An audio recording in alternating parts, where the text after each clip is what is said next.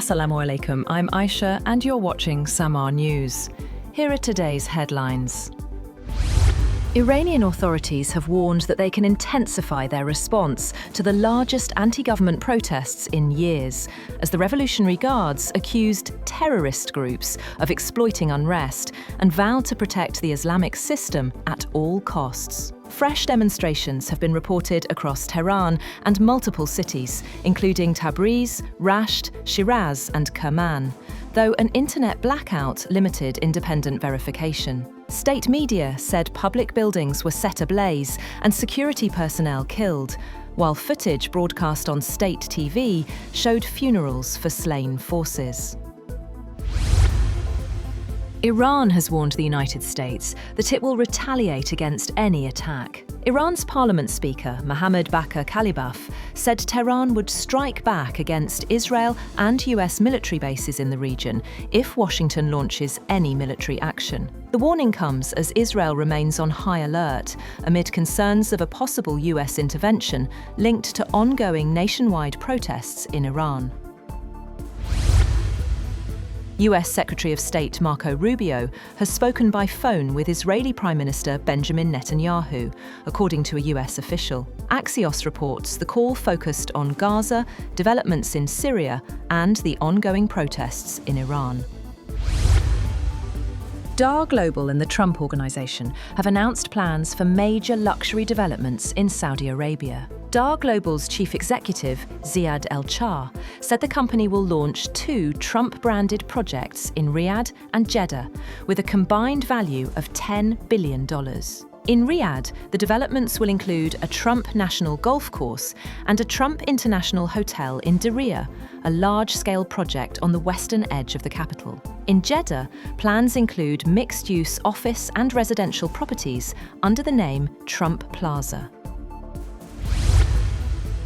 Germany's finance minister says international law applies to all countries, including the United States. The finance minister and vice-chancellor Lars Klingbeil was responding to US President Donald Trump's comments about seizing Greenland. Klingbeil said decisions about Greenland's future rest solely with Denmark and Greenland, stressing that territorial sovereignty and integrity must be respected. He made the remarks ahead of his departure to Washington for a meeting of finance ministers from the Group of 7 economies.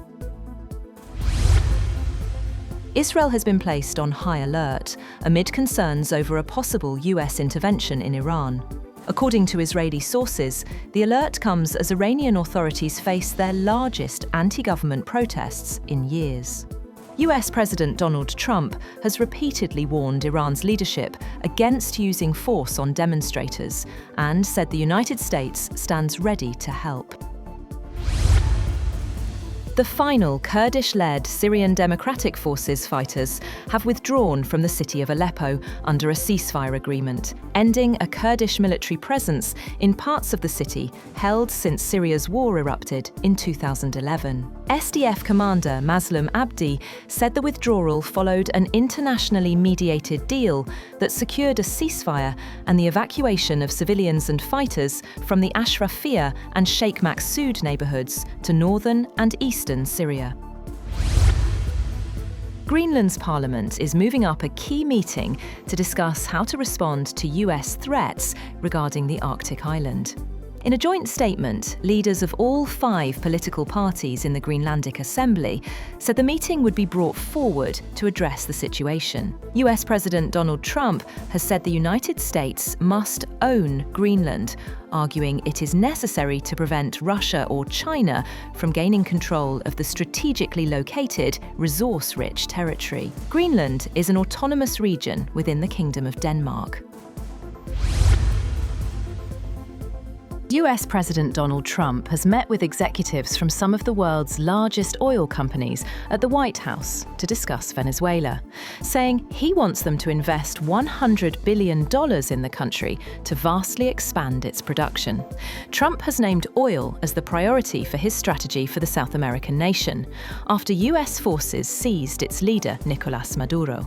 Trump said at the opening of the meeting that American companies will have the opportunity to rebuild Venezuela's rotting floating energy infrastructure and eventually increase oil production to levels never ever seen before. US President Donald Trump is calling for a one-year cap on credit card interest rates at 10%. Trump said the cap would take effect starting January 20th, though he did not explain how the measure would be implemented or how companies would be required to comply. Trump had made a similar pledge during the 2024 election campaign, which he went on to win. At the time, analysts said such a move would likely require approval from Congress.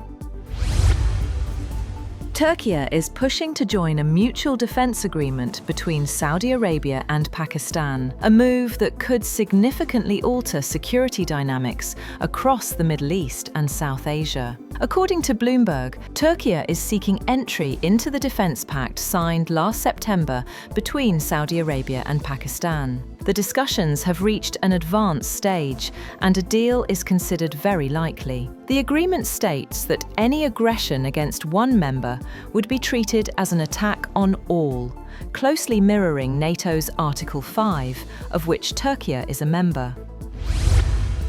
That's all for now. For more updates, visit www.samar.tv. Thank you for watching Samar News.